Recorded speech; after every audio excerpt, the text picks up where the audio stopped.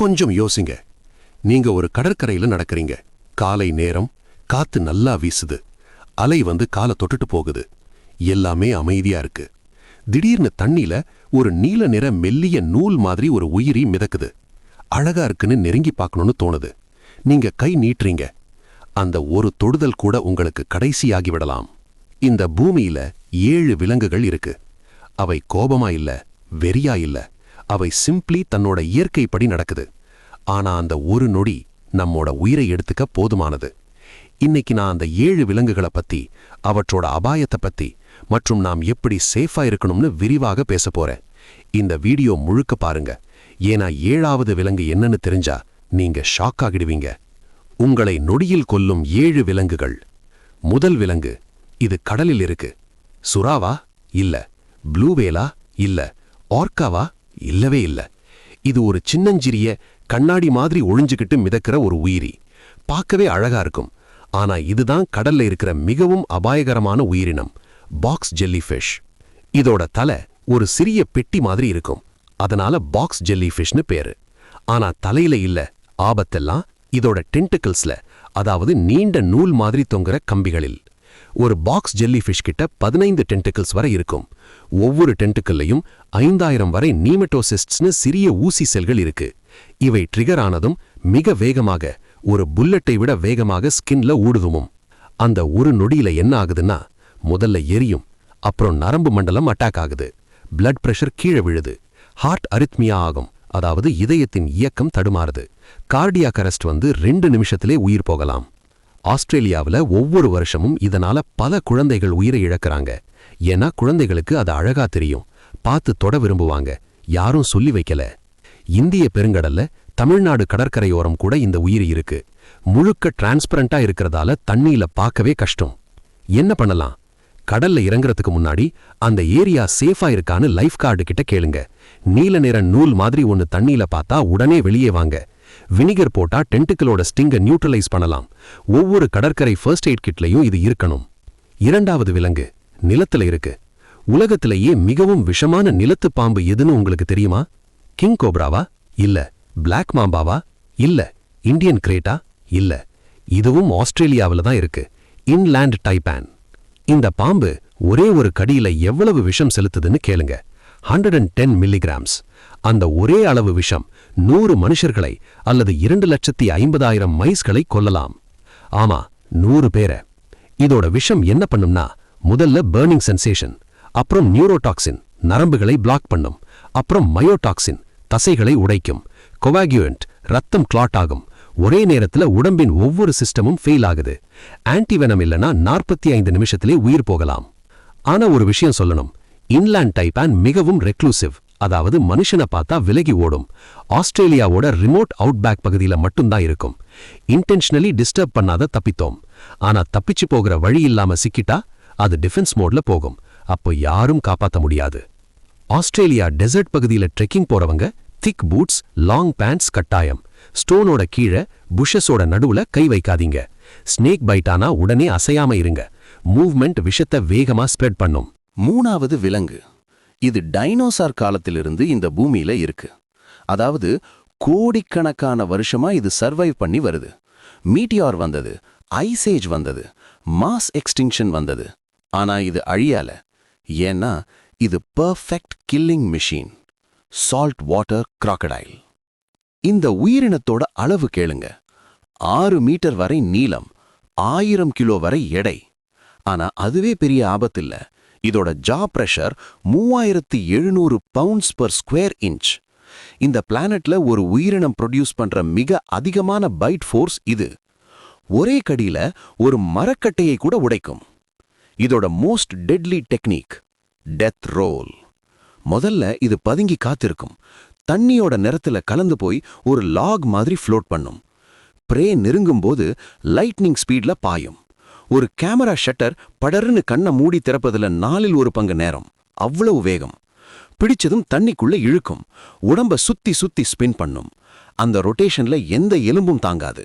Joints உடையும், நொறுங்கும். இந்தியாவில் சுந்தர்பன்ஸ்ல இந்த முதலை இருக்கு. ஒவ்வொரு வருஷமும் மீனவர்கள் தாக்கப்படுறாங்க. வேர்ல்டு வைடா ஒவ்வொரு வருஷமும் 1000த்திற்கும் அதிகமான மனுஷர்கள் கிராக்கடைல் அட்டாக்ல உயிரை இழக்கிறாங்க. ஆற்றங்கரையில சதுப்பு நிலத்துல போகும்போது தண்ணி அருகில தனியா போகாதீங்க. கிராக்கடைல் பதுங்கி இருக்குதான்னு நீங்கள் ஒருபோதும் சொல்ல முடியாது. அவை தண்ணியோட நிறத்திலேயே இருக்கும். 4வது விலங்கு. இத பார்த்தா பலருக்கும் சிரிப்பு வரும். இது ஒரு சங்கு. கடல்ல கிடக்கிற ஒரு சின்னஞ்சிறிய அழகான வண்ண வண்ண சங்கு. பேட்டர்ன் பார்க்க மிகவும் பியூட்டிஃபுல்லா இருக்கும். கடற்கரையில நடக்கும்போது கண்ல பட்டா எடுத்து வீட்ல வைக்கணும்னு தோணும். அந்த ஒரு மூமெண்ட் உங்கள் கடைசி தவறாகி விடலாம். இதோட பெயர் கோன் ஸ்னெயில். இது ஒரு ஹார்போன் மெக்கானிசமை யூஸ் பண்ணும். ஒரு சிறிய நீடில் மாதிரி ப்ரோபாசிஸ் என்ற உறுப்பை ஏவிவிடும். அது ஸ்கின்னை ஊடுருவும். அதுல கோனோடாக்சின்னு ஒரு பவர்ஃபுல் நியூரோடாக்சின் இருக்கு. என்ன ஆகுதுன்னா, முதல்ல ஷார்ப் பர்னிங் பெயின், அப்புறம் டிங்லிங், அப்புறம் நம்னஸ், கொஞ்ச நேரத்திலே பெராலிசிஸ், கடைசியா ரெஸ்பிரேட்டரி ஃபெயிலியர், சுவாசம் நிற்கும். மிகவும் கொடுமையான விஷயம் என்னன்னா, இந்த கோன் ஸ்னேலுக்கு இதுவரை எந்த ஆன்டிவெனமும் கண்டுபிடிக்கவே இல்ல. கடிச்சிட்டா டாக்டர்ஸ் கிட்ட போனாலும் அவர்களால் செய்யக்கூடியது மிக லிமிட்டடா இருக்கும். சப்போர்ட்டிவ் கேர் மட்டுமே. வெண்டிலேட்டர் போட்டு சுவாசிக்க வைப்பாங்க, அவ்வளவுதான். இந்த சங்கு இந்தியன் ஓஷன்ல, கல்ஃப் ஆஃப் மன்னார்ல, பாக் பேல இருக்கு. அதாவது தமிழ்நாடு கடற்கரையோரம் இருக்கு. அடுத்த தடவை ராமேஸ்வரம் போகும்போது, கன்னியாகுமரி போகும்போது கடல்ல இருக்கிற எந்த சங்கையும் வெறும் கையில எடுக்காதீங்க. அழகா இருந்தாலும் சரி, இதோட அழகும் ஆபத்தா இருக்கலாம். 5வது விலங்கு.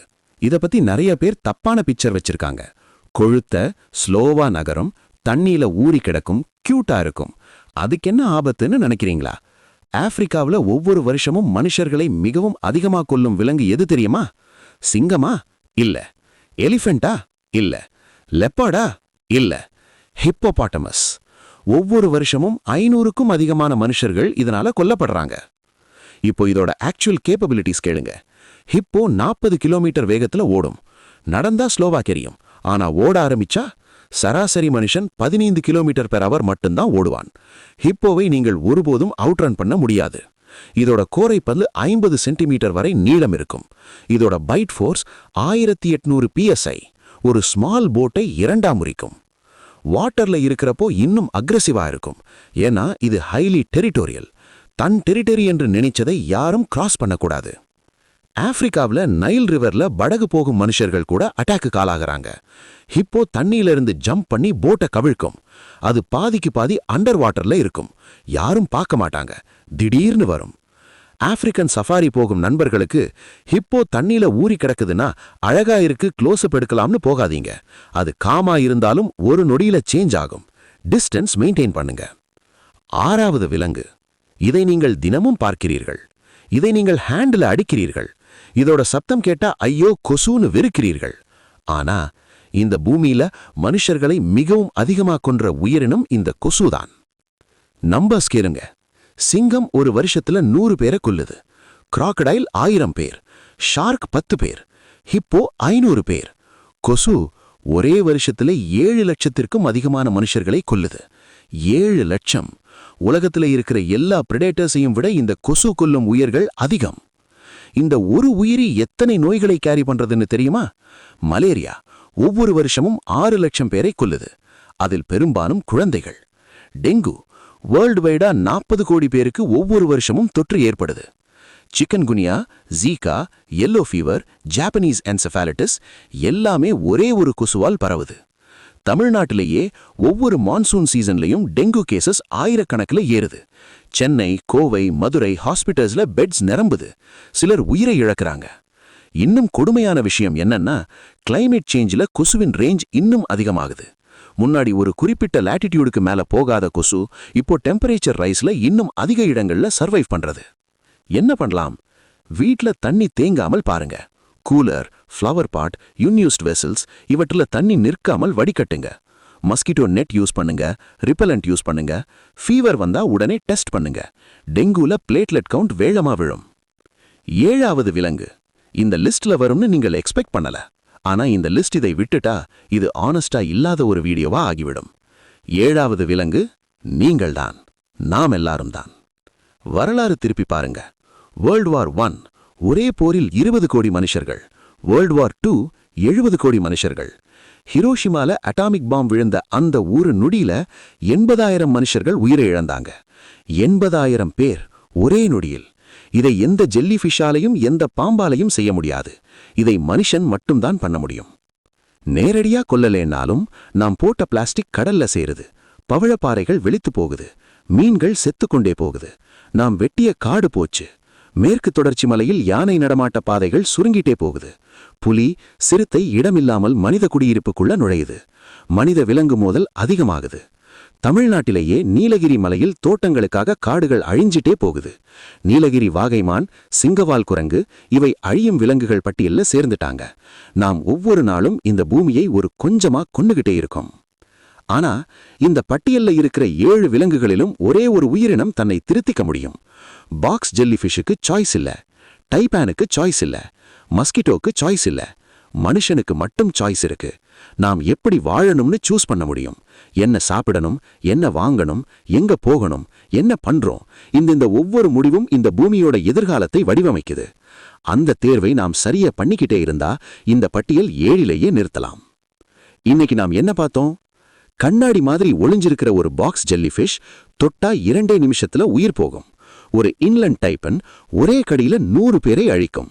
ஒரு சால்ட் வாட்டர் கிராக்கடைல் கோடி வருஷமா இந்த பூமியில வாழ்ந்திருக்கு. ஏன்னா அது எப்படி கொல்லணும்னு தெரியும். ஒரு கோன் ஸ்னெயில் வெளியில அழகு, உள்ளையா மாற்று மருந்தே இல்லாத நஞ்சு. ஒரு ஹிப்போபாட்டமஸ் பார்க்க நகைச்சுவையா தெரியும், ஆனா ஒரு கண்டத்திலே மிகவும் அதிகமா மனுஷரை கொல்லுது. ஒரு கொசு சத்தமே கேட்காமல் வலியே தெரியாமல் ஒரே வருஷத்துல 7 லட்சம் உயிர்களை எடுக்குது. மற்றும் நாம் மட்டும் வித்தியாசமானவங்க. ஏன்னா நமக்கு மட்டும் சாய்ஸ் இருக்கு. அந்த 6 உயிர்களும் தன்னோட இயல்புபடி வாழுது. அவக்கரை நாம் குறை சொல்ல முடியாது. ஆனா நாம் தெரிஞ்சே தேர்வு பண்றோம். நாம் எந்த தேர்வை பண்றோம்னு இந்த பூமி பார்த்துக்கிட்டே இருக்கு. அந்த தேர்வு சரியா இருக்கட்டும். இந்த வீடியோ பிடிச்சிருந்தா லைக் பண்ணுங்க. இது மாதிரி கண்டென்ட் உங்களுக்கு தொடர்ந்து கிடைக்கணும்னா சப்ஸ்கிரைப் பண்ணுங்க, பெல் ஐகான் பிரஸ் பண்ணுங்க. உங்கள் நண்பர்களுக்கு ஷேர் பண்ணுங்க. தினமும் பார்க்குற கொசுவே உலகின் மிகவும் ஆபத்தான விலங்குன்னு அவங்களுக்கும் தெரியட்டும். காமெண்ட்ல சொல்லுங்க, இந்த 7 விலங்குகளில் உங்களுக்கு மிகவும் ஷாக்கிங்கா தெரிஞ்சது எது? அடுத்த வீடியோல வேற ஒரு மைண்ட் ப்ளோயிங் டாபிக்கோட சந்திக்கிறேன். அதுவரை உங்களிடமிருந்து விடைபெறுவது நான் உங்கள் வீரா.